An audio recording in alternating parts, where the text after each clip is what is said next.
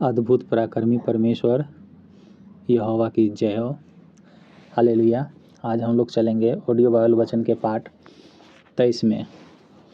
प्रार्थना के संबंध में यीशु की शिक्षा। तब उसने उनसे कहा, तुम में से कौन है कि उसका एक मित्र हो और वह आधी रात को उसके पास जाकर उससे कहे, हे मित्र, मुझे 3 रोटी दे, क्योंकि एक यात्री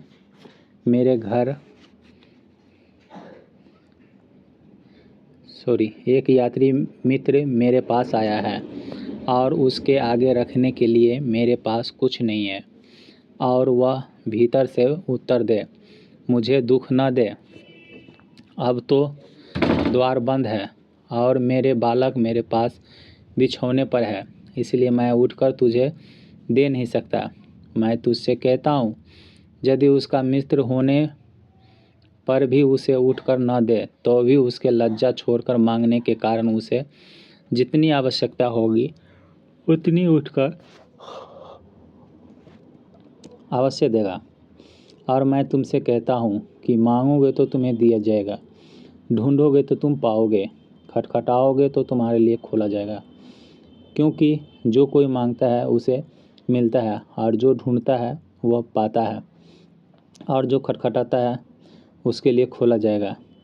तुम में से ऐसा कौन पिता होगा कि जब उसका पुत्र रोटी मांगे तो उसे पत्थर दे, या मछली मांगे तो उसके बदले में उसे सांप दे, या अंडा मांगे तो उसे बिच्छू दे? अतः जब तुम बुरे होकर के अपने बच्चों को अच्छी वस्तुएं देना जानते हो, तो तुम्हारा स्वर्गीय पिता अपने मांगने वाले को पवित्र आत्मा क्यों न देगा। हालेलुया। यहाँ पे केवल पवित्र आत्मा की ही बात नहीं है, बल्कि हर एक प्रकार की चंगाई आशीष की भी बात होगी। हालेलुया।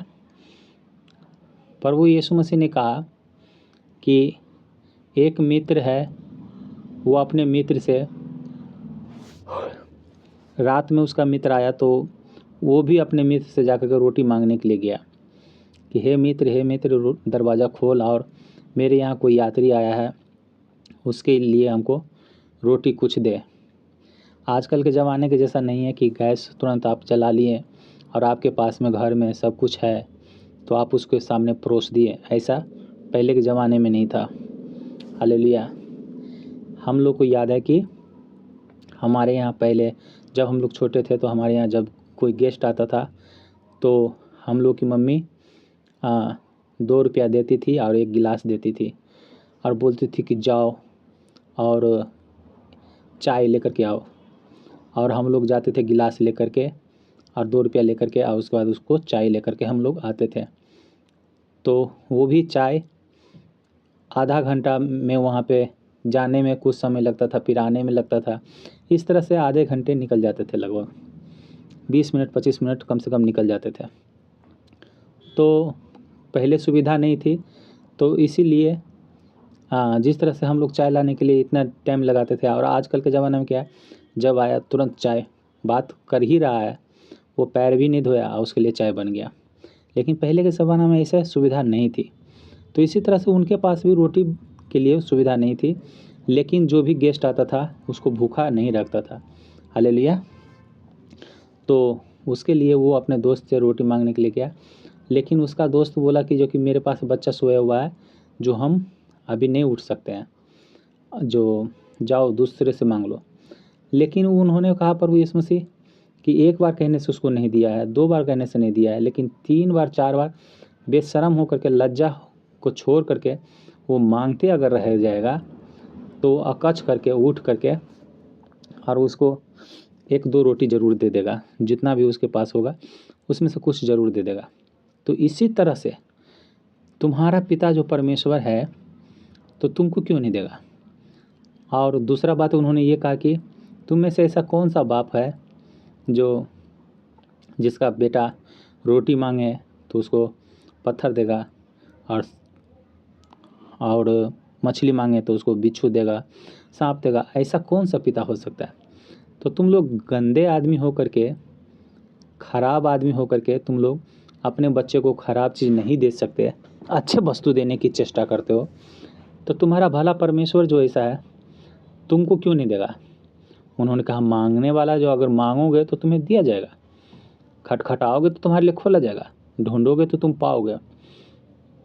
तो जो आदमी नहीं ढूंढता है वो आदमी कैसे पाएगा? जो आदमी नहीं मांगता वो आदमी कैसे पाएगा? मान लीजिए कि एक बच्चा है, एक बाप के 2 बच्चा है, और एक बच्चा रो रो करके मांग रहा है कि पापा हमें बिस्किट के लिए पैसा दो, बिस्किट के लिए पैसा दो, और उसके पिता के पास पैसा नहीं भी रहेगा, फिर भी मजबूर होकर के उस बच्चा को देना पड़ेगा। लेकिन जो बच्चा नहीं रो रहा है, वो बच्चा हंसते खेलते है, तो उसको भले नहीं मिलेगा, लेकिन जो रोने लगा है उसको आप ज़रूर दे देते हैं। और कहते भले थोड़ा सा देते हैं, लेकिन उसको कह देते हैं कि छुपा करके कि अपने उस भाई को मत कहना या बहन को मत कहना। तो उसी तरह से वो भी परमेश्वर भी जो रोता है, जो बार बार मांगता है, जो बार बार दरवाज़ा खटखटाने का मतलब हुआ बार बार प्रार्थना में आना। जब प्रार्थना बार बार करते हैं, बार बार मांगते रहते हैं, बार बार ढूंढते रहते हैं कि परमेश्वर हमको तू देगा, परमेश्वर तू हमको देगा, तो एक दिन परमेश्वर को देना पड़ता है। हालेलुया। और अगर आप पवित्र आत्मा मांगते हैं तो पवित्र आत्मा मिलेगा आपको। आप अगर स्वर्गीय दर्शन मांगते हैं, स्वर्गीय दर्शन मिलेगा आपको।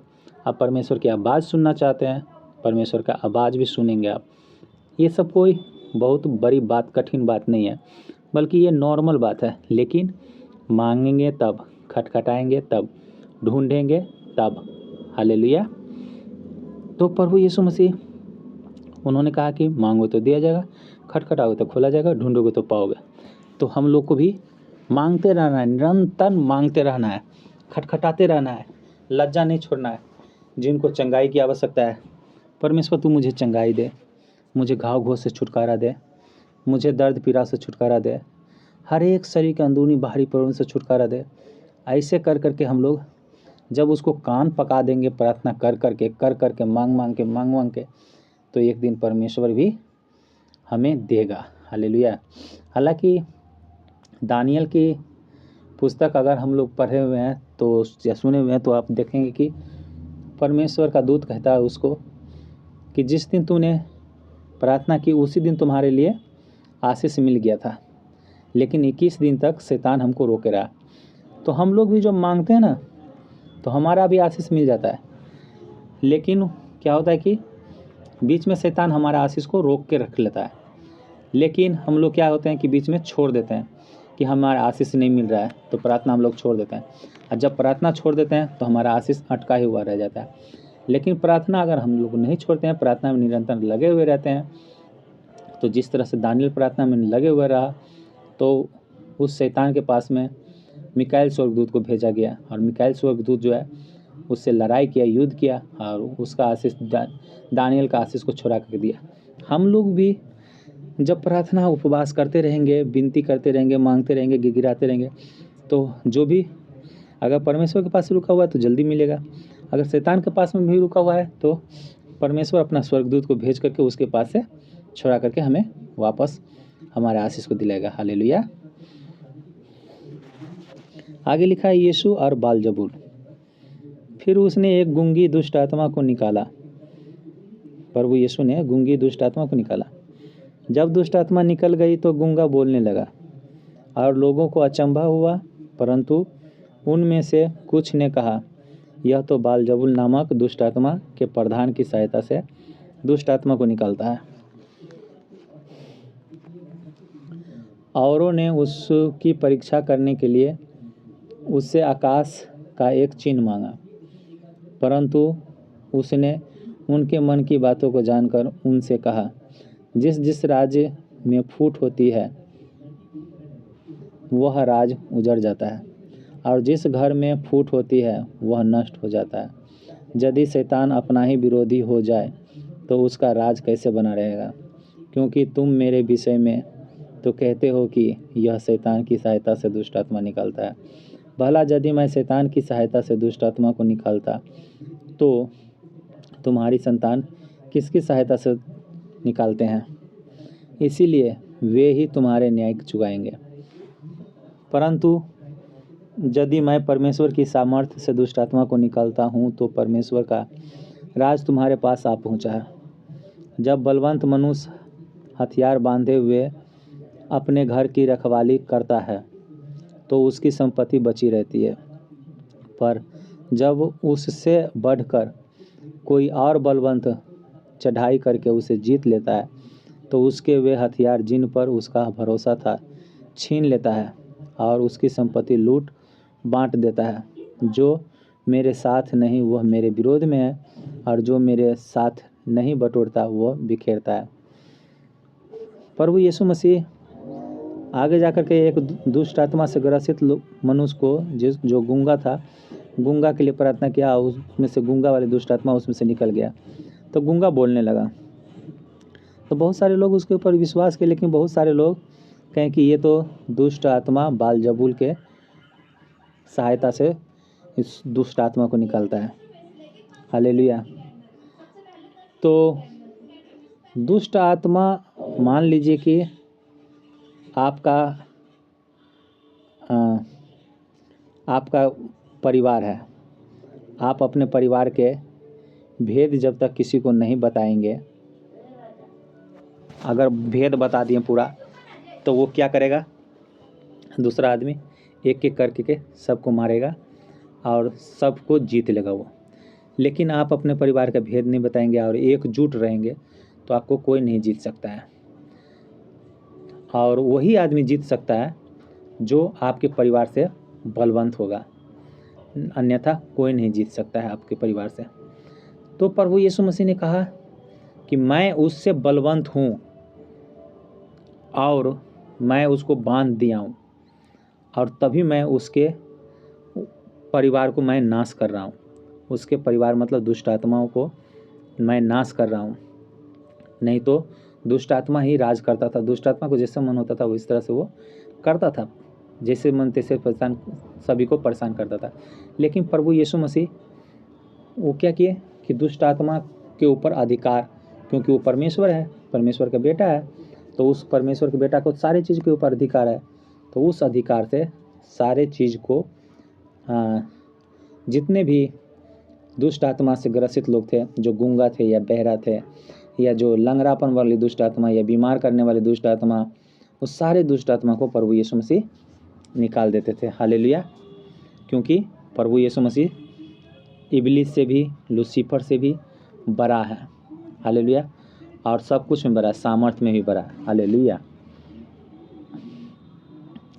और प्रभु यीशु मसीह ने कहा कि जो मेरे साथ है वो मेरे विरोध में नहीं है, और जो मेरे साथ नहीं बटोरता वो बिखेरता है। उन्होंने कहा कि जो मेरे साथ है वो विरोध नहीं करता है, लेकिन तुम विरोध कर रहे हो, यानी कि तुम मेरे साथ नहीं हो और तुम परमेश्वर के राज में नहीं जाना चाहते हो। हालेलुया।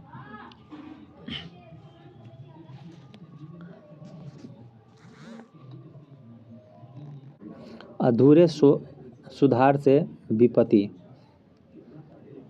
जब अशुद्ध आत्मा मनुष्य में से निकल जाता है तो सुखी जगहों में विश्राम ढूंढती फिरती है, और जब नहीं पाती तो कहती है मैं अपने उसी घर में जहाँ से निकली थी लौट जाऊंगी, और आकर उसे झाड़ा बुहारा और सजा सजाया पाती है। तब वह जाकर अपने से बुरी 7 और आत्माएं को अपने साथ ले आती है और वे उसमें बैठकर वास करती है, और उस मनुष्य की पिछली दशा पहले से भी बुरी हो जाती है। प्रभु यीशु मसीह ने कहा कि जब कोई आदमी दुष्ट आत्मा से ग्रसित रहता है, और आप ये चीज़ चर्च में भी देखे होंगे कि कोई आदमी दुष्ट आत्मा से ग्रसित था, चाहे कोई परेशानी से, बीमारी से, समस्या से ग्रसित था, और जब प्रभु यीशु मसीह के पास में आया, चर्च में आने लगा, प्रार्थना विनती करवाने लगा, तो उस प्रार्थना के द्वारा जो है वो चंगा हो जाता है। चंगा हो जाता है, उसके बाद कुछ दिन के बाद वो चर्च जाना छोड़ देता है। जब चर्च जाना छोड़ देता है तो उसके अंदर से पवित्रताई चल जाती है, उपवास चली जाती है, अब परमेश्वर का वचन चला जाता है, परमेश्वर का भय चला जाता है। तो भय चला जाता है और ये सब पहले भी नहीं रहता है, तो उसके अंदर दुष्ट आत्मा आता है। और जब प्रभु यीशु मसीह को मानने लगता है तो ये सब जब भय आ जाता है उसके पास से, तब वो दुष्ट आत्मा चला जाता है। लेकिन फिर से जब वो चर्च जाना छोड़ देता है, अब भय मानना छोड़ देता है, पवित्रता में चलना छोड़ देता है, उपवास करना छोड़ देता है, प्रार्थना करना छोड़ देता है, तब जा करके वही दुष्ट आत्मा फिर से उसके अंदर आ जाती है, और अकेले नहीं आती है बल्कि वो 7 को और लेकर के आती है। यानी कि जितना परेशानी वो पहले से था उससे भी 7 गुना परेशानी उसका बढ़ गया, बल्कि और भी ज़्यादा परेशानी उसका बढ़ जाएगा। हालेलुया। तो यही कहा है प्रभु यीशु मसीह ने कि तुम अगर दुष्ट आत्मा से ग्रसित थे, कोई बीमारी से ग्रसित था, तो कहने का मतलब है कि तुम नहीं ही आते तो ठीक रहता। तुम पवित्रताई में नहीं चल करके ही एक दुष्ट आत्मा को नहीं भगवाता तो ठीक रहता। और अगर तुम भगवा ही दिया है तो तुम प्रार्थना विनती करते रहो, नहीं तो उससे भी ज़्यादा और दुष्ट आत्मा को लेकर के आकर के तुम्हारा शरीर को, तुम्हारा जीवन को, तुम्हारा घर परिवार को बर्बाद कर देगा। हालेलुया। तो इसीलिए तुम प्रार्थना विनती करते रहो। प्रभु का कहने का मतलब ये हुआ। हालेलुया। उपवास में लगे रहो, पवित्रताई में लगे रहो और परमेश्वर का भय मानते रहो, ताकि तुम केवल इसी परेशानी से छुटकारा नहीं पाओ बल्कि और भी परेशानी, और भी समस्या आने से तुम छुटकारा पाओ और भी बरकत को भी देखने पाओ। हालेलुया। आगे लिखा है, धन्य कौन है। जब वह ये बातें कह ही रहा था तो भीड़ में से किसी स्त्री ने ऊंचे शब्द से कहा, धन्य वह गर्भ है जिसमें तू रहा और वे स्तन जो तूने चूसे। उसने कहा, हाँ, परंतु धन्य वे है जो परमेश्वर का वचन सुनते और मानते हैं। हालेलुया। यहाँ पे प्रभु यीशु मसीह उस दुष्ट आत्मा के विषय में और भी कुछ गहरी बातें बताना चाह रहे थे, लेकिन एक औरत जो है बीच भीड़ में से, उस औरत के अंदर से दुष्ट आत्मा बोल दिया और प्रभु यीशु मसीह को आगे की बात बोलने से उसको रोक दिया। हालेलुया। और उस औरत जो है भरमा गई। तो उन्होंने कहा कि धन्य है वो स्त्री जिस स्त्री के गर्भ में तू पड़ा है और जिसका दूध तुमने पिया है। यीशु मसीह को कहा उन्होंने। लेकिन प्रभु यीशु मसीह उनको कहा, हाँ, लेकिन धन्य वो है, ये वो तो धन्य है ही, लेकिन धन्य वो है जो परमेश्वर का वचन सुनते हैं और केवल सुनते ही नहीं बल्कि उसको मानते भी हैं। हालेलुया। लेकिन वो और भी कुछ कहना चाह रहे थे, लेकिन ये औरत ने उसको बोलने से बीच में ही, होता है ना कि जब हम लोग कुछ बातें करते रहते हैं और बीच में कोई कुछ बोल देता है तो आगे का टॉपिक हम लोग भूल जाते हैं। तो उसी तरह से प्रभु यीशु मसीह भी आगे का कुछ जो बताना चाह रहे थे वो इस बात के कारण से वो नहीं बता पाए। हालेलुया। नहीं तो वो और भी दुष्ट आत्मा के विषय में गहरी गहरी बातें बताते हैं और हम लोग को और अच्छा से समझ में आता है। Okay, God bless you. इस वचन के द्वारा परमेश्वर बहुत याद के साथ सबको आशीष करें, हर एक के घर से हर एक बीमारी, हर एक समस्याओं से छुटकारा दें और जो भी घटी कमी है वो घटी कमी को स्वर्ग से पूरा करें प्रभु यीशु के नाम में। जिस तरह से अब्राहम, इसहाक, याकूब, दाऊद के ऊपर दया वाला, बरकत वाला हाथ परमेश्वर का सभी के ऊपर बना हुआ था, उसी तरह से हर एक के जीवन में बना रहे यीशु के नाम से। आमीन। God bless you all.